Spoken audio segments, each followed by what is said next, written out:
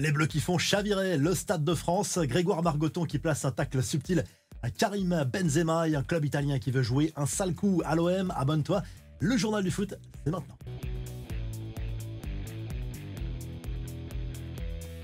Ils l'ont fait, les Bleus qualifiés pour le Final Four de la Ligue des Nations après avoir renversé la Croatie. Un succès 2-0 dans le temps réglementaire, score inversé par rapport au match aller à Split. Du coup, tout s'est joué au tir au but et Mike Maignan a été décisif avec deux parades lors de cette séance de tir au but. C'est Upamecano qui a marqué le tir au but décisif. En tout cas, c'est clairement mérité. L'équipe de France a été largement supérieure sur ce match retour dans une belle ambiance au Stade de France devant 80 000 spectateurs. Michael Olise, auteur d'un coup franc direct sur l'ouverture du score en seconde période, a été énorme. Ousmane Dembélé a marqué le deuxième but à la 80e. Lors du Final Four programmé en Allemagne, les joueurs de Didier Deschamps affronteront l'Espagne début juin. C'est passé de justesse pour les Espagnols, également au tir au but contre les Pays-Bas. Après un match fou conclu sur un 3-partout, l'Allemagne affrontera le Portugal dans l'autre demi-finale de cette Ligue des Nations. Juste avant le coup d'envoi de ce match, on a eu un magnifique hommage mérité au Stade de France pour Olivier Giroud, pour tout ce qu'il a fait pour ce maillot bleu. Les irrésistibles français ont même déployé un tifo merci en l'honneur de l'attaquant aux 137 sélections pour 57 buts. Il a eu le droit aussi à un feu d'artifice bleu-blanc-rouge lors de cet hommage retransmis sur TF1.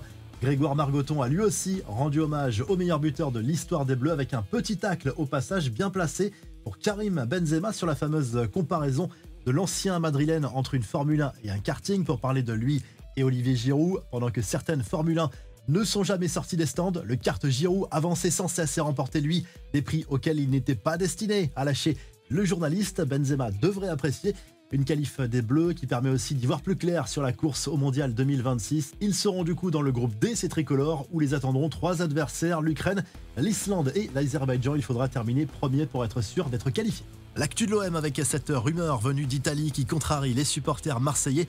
La Roma souhaiterait recruter Leonardo Balerdi l'été prochain. Selon la Gazzetta dello Sport, le défenseur argentin aurait même dit oui à ce nouveau challenge. Une version complètement démentie par RMC Sport qui assure que le capitaine de l'OM veut bel et bien disputer la Ligue des Champions la saison prochaine avec le club olympien auquel il est très attaché. Le quotidien italien parlait d'ailleurs d'une potentielle offre de 20 millions d'euros, un montant ridicule qu'il faudrait au moins doubler pour entamer les discussions avec l'OM.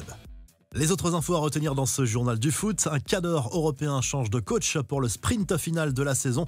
C'est terminé pour Thiago Motta sur le banc de la Juve après une série de mauvais résultats. L'entraîneur italien est remplacé par l'ancien Marseillais Igor Tudor qui devra qualifier la vieille dame pour la prochaine Ligue des Champions. Enfin, pas de miracle pour le moment pour la Nouvelle-Calédonie qui a échoué en barrage de la Coupe du Monde en s'inclinant face à la Nouvelle-Zélande 3-0.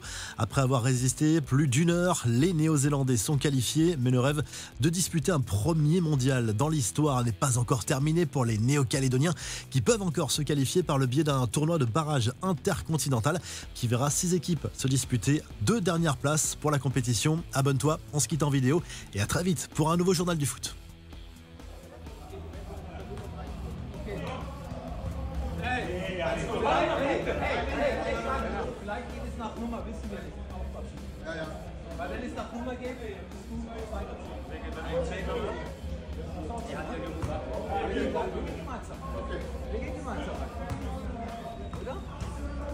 Drei Kontakt. Ja, drei Kontakt. Ja.